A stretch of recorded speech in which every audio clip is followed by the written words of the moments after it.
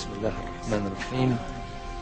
In the name of God, the merciful, the compassionate, brothers, sisters, what is the greatest threat facing Islam today? American aggression in the Middle East. The Zionist occupation of Palestine. These are merely symptoms of a greater disease. The real threat is in our hearts.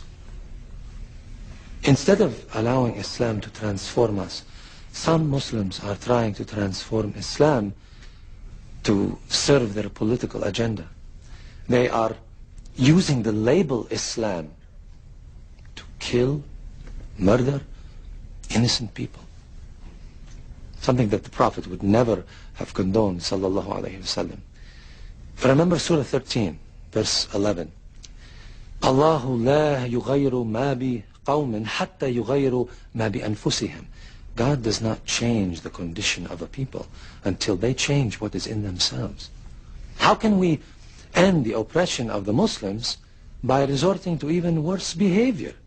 If our spiritual and our moral condition worsens, how can we expect God to improve our economic and our political conditions? This is the fallacy of the self-styled jihadists who... I hope I haven't angered you, brother. Assalamu alaikum. This is the fallacy of the self-styled jihadists who murder innocent civilians. How can you expect Muslims to be civilized when the Americans, the Israelis, the Russians kill thousands of Muslim civilians and dismiss it as collateral damage? The Holy Quran permits an eye for an eye. If the unbelievers kill our civilians, we have the right to do the same. Allah permits retaliation only against the guilty party, not against innocents. Surah 53, verse 38 says, no soul shall bear the burden of another. The Holy Quran also says, and kill them wherever you find them, and drive them out of the places where they drove you out. For persecution is worse than killing. You forgot the first part of that verse, brother. Fight in God's cause against those who fight you. But do not commit aggression. God does not love aggressors. There are many who are seeking God, but instead end up following the devil. What you said tonight Troubled you. Yes. It's very different from what I've been told.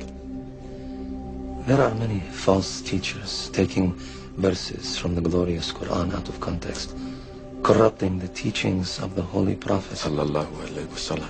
Sallallahu alayhi wasallam. Tell me, brother, what is the greatest jihad? To fight the unbelievers in battle. No. No? The Holy Prophet Sallallahu alayhi wasallam said that war against the unbelievers is the lesser jihad. The greatest jihad is to battle your own soul, to fight the evil within yourself. So, who is a true holy warrior then? The Prophet's cousin Ali was fighting an unbeliever in battle, and he gained the upper hand. Just as he was about to strike the death blow, the unbeliever spat at him. Ali threw down his sword, refused to kill him. Why? Ali said that when the man spat at him, he himself became angry, and he was no longer fighting for Allah, but to avenge his own pride.